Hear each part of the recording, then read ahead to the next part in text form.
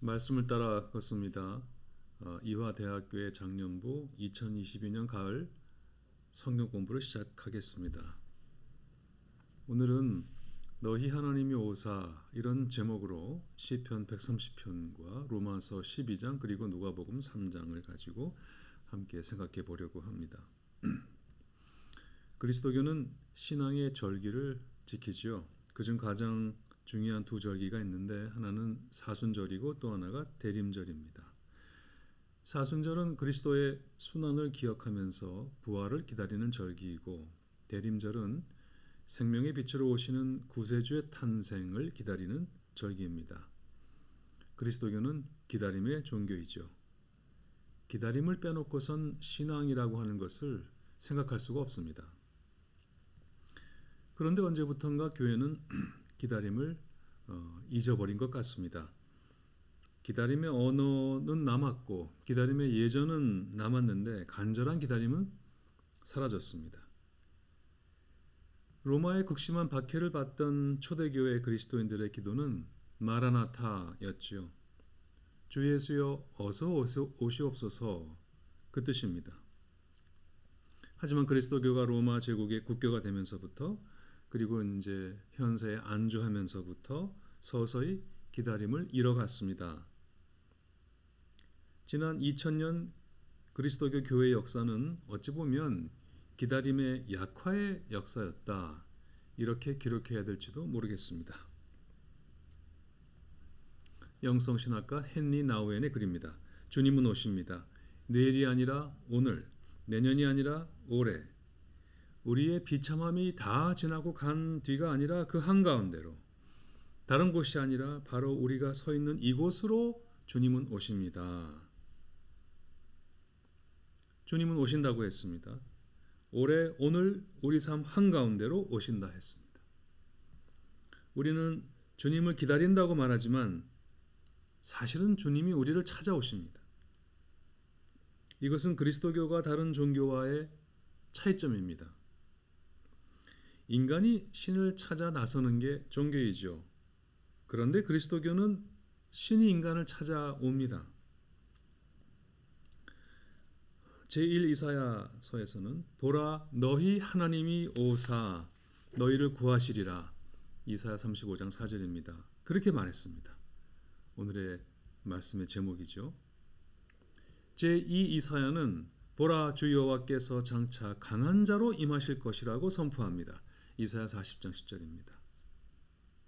그리스도교는 신과 진리에 대한 인간의 탐구 생활이 아니라 인간의 비루한 삶의 자리로, 그리고 찬송가 304장의 가사처럼 저 높고 높은 별을 넘어 이 낮고 낮은 땅 위에 우리를 구하러 찾아오시는 하나님의 오심과 임하심을 선포하는 종교입니다. 그래서 대림절은 영어로 어드벤트라고 하죠. 어드벤트의 뜻은 출현, 도래, 등장입니다. 이 말은 라틴어 어드벤투스에서 유래했습니다. 이쪽에서 저쪽으로 가는 게 아니라 저쪽에서 이쪽으로 오는 게 어드벤투스입니다. 우리가 미래를 향해 가는 것이 아니라 하나님의 미래가, 하나님의 약속의 미래가 우리를 향해 오는 것이 어드벤투스입니다.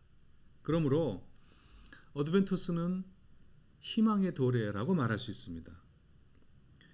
하나님께서 역사를 뚫고 들어오시는 것이 어드벤투스입니다.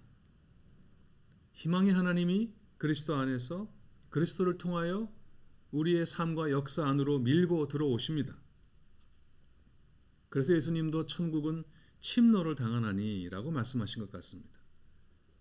침노, 영어로 forcefully advancing 이란 말은 법이나 도리에 어긋나게 쳐들어간다, 그 뜻입니다. 그렇게 강하게 하나님의 통치가 우린 한가운데로 임하십니다. 집에 반가운 손님이 오면 우리는 가만히 앉아 있을 수가 없지요. 일어나서 옷을 거치고 자리 내드리고 차를 내옵니다.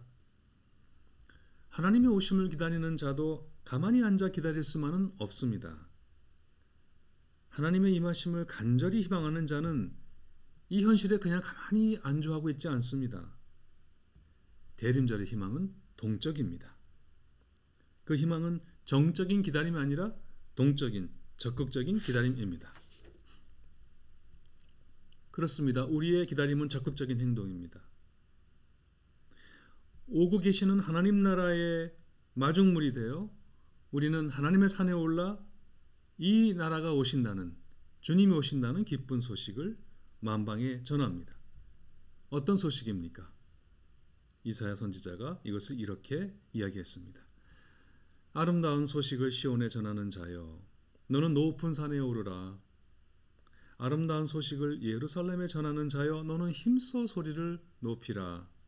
두려워하지 말고 소리를 높여 유다의 성읍들에게 이르기를 너희의 하나님을 보라 하라. 보라, 주 여호와께서 장차 강한 자로 임하실 것이요 친히 그의 팔로 다스리실 것이라.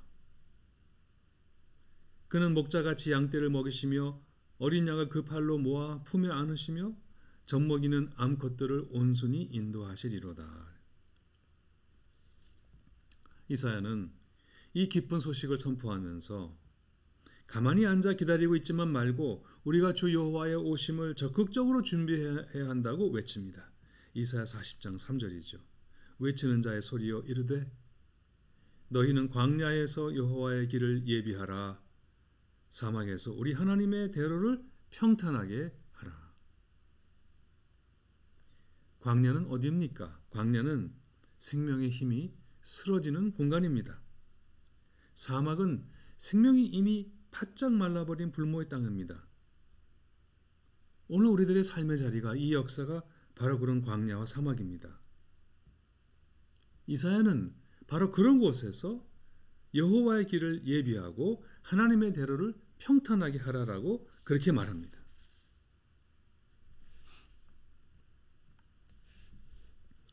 광야에서 이 외침을 이어받은 사람이 신약성서의 세례 요한이죠. 그는 실로 성서에서 광야에서 외치는 소리라 했습니다. 우리는 그를 건너뛰어서 바로 성탄절로 갈 수는 없습니다. 왜냐하면 그는 주님의 오심을 가장 적극적으로 준비한 사람이기 때문입니다. 그는 우리가 하나님의 오심을 준비하게 하는 사람이기 때문입니다.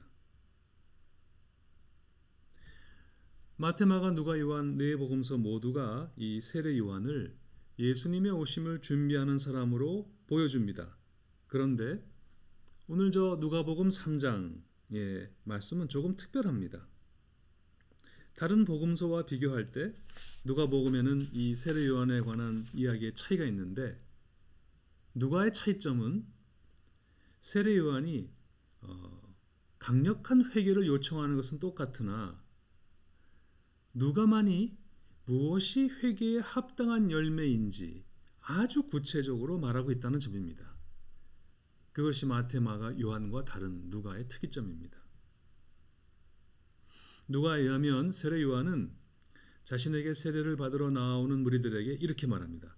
독사의 자식들아, 누가 너희에게 일러 장차 올 진노를 피하라 하더냐, 이렇게 꾸짖으면서 회개에 합당한 열매를 맺으라 라고 촉구합니다.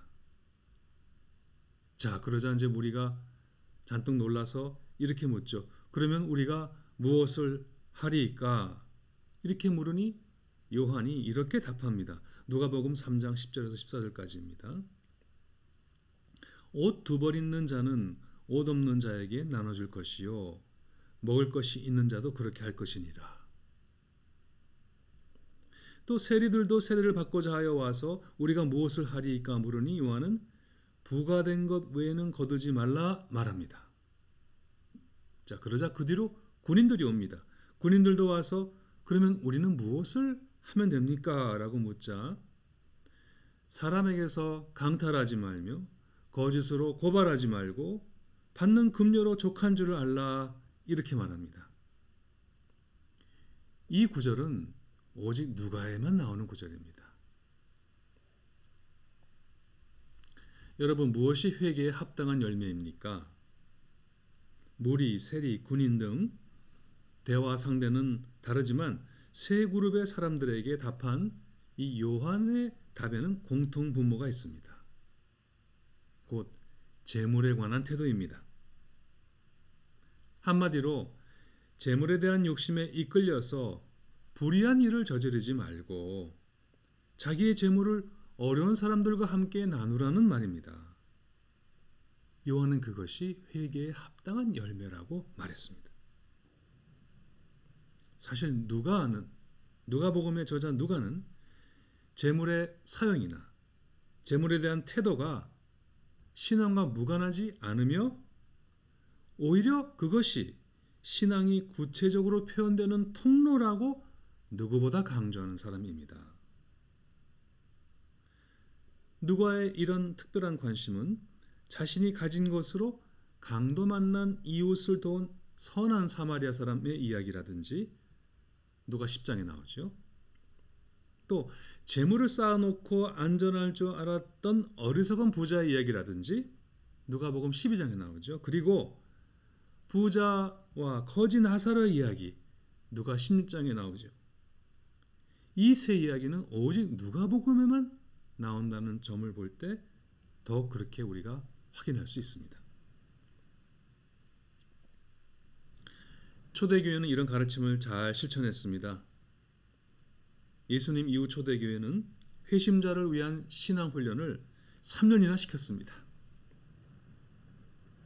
교회를 처음 찾은 사람에게 우선 신앙 문답을 통해서 이렇게 묻죠. 계속 세속적인 삶을 살 것이냐 아니면 신앙적인 삶을 살 것이냐, 그러면서 후자의 삶을 살라고 결단을 요구합니다. 자, 여기서 통과해야 이제 세례 예비자 과정이 시작되는데, 비로소 예비자 과정이 시작되는데, 예비자들은 일주일에 몇 번씩 아침 일찍 나와 말씀을 공부했고, 교사들은 그들을 안수한 후에 일터에 나가도록 했습니다. 이때 교회가 세례 예배자들에게 요구한 내용을 보니 참 놀랍습니다. 정당한 임금을 지불하라. 높은 이자를 취하지 말라. 보복하지 말라. 선한 말을 하라. 분노를 억제하라. 잘못이 있을 때 서로 사랑으로 교정하라 등이었습니다. 회개가 머릿속에만 있는 것이 아니었죠. 회개는 삶 속에서 이렇게 구체적으로 실천되어야 하는 것이었습니다. 그것이 회개에 합당한 열매, 누가가, 세례 요한이 특별히 강조하고 있는 것입니다.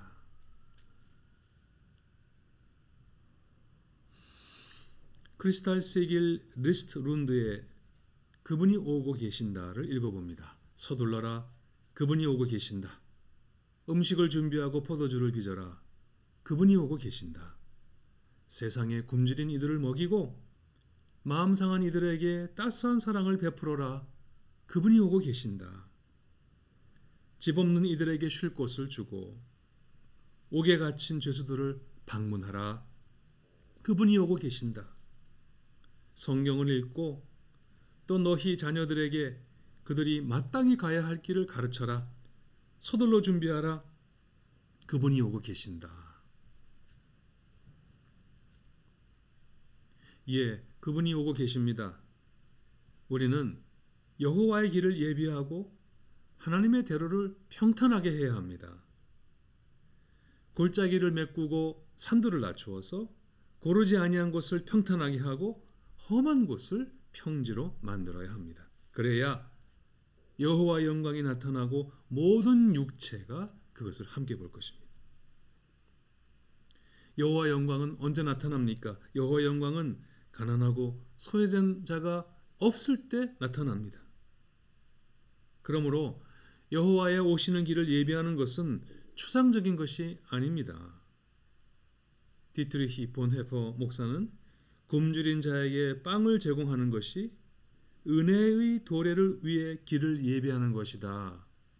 그렇게 말했습니다. 예수께서는 내가 진실로 너희에게 이르노니 너희가 여기 내 형제 자매 중에 지극히 작은 자 하나에게 한 것이 곧 나에게 한 것이라라고 분명하게 말씀하셨습니다. 주께서, 나의 주님이 고통당하는 자들과 이렇게 가까이 계시기 때문에 그가 나를 사랑하시듯 굶주린 자도 사랑하시기 때문에 우리는 가난하고 굶주린 우리의 이웃을 찾아가야 합니다. 그것이 주님의 오심을 예비하는 방법입니다. 작가 미상의 글 나그네 예수를 읽어보겠습니다. 나는 오늘 한 나그네를 보았습니다. 나는 그를 위해 접시에 음식을 담고 잔에 물을 따라 그에게 주었습니다. 그리고 그를 위해 음악을 틀었습니다. 삼위일체의 거룩한 이름으로 그는 나와 나의 집과 내 소유와 내 가족을 축복했습니다. 종다리가 지적입니다. 그리스도께서는 그렇게도 자주 낯선 나그네의 가면을 쓰고 오십니다.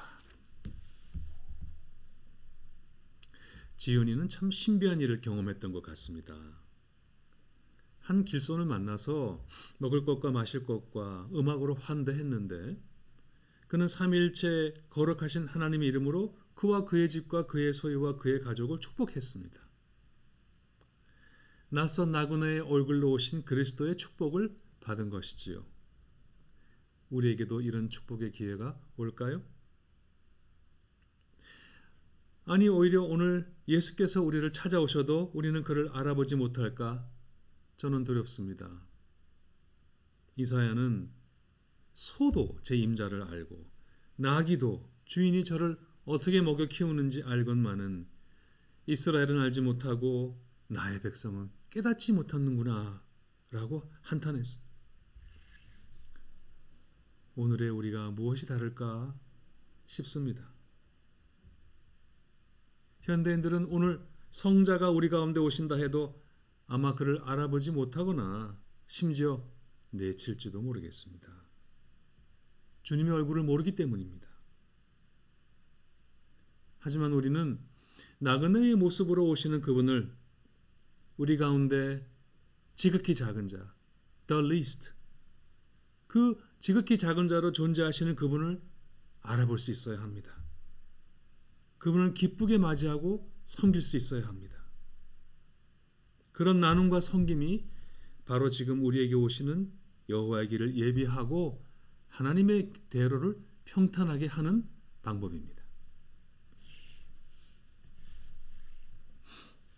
경애하는 교회 여러분, 대림절은 예수 그리스도의 첫 번째 오심과 다시 오심을 맞이하는 준비의 계절입니다.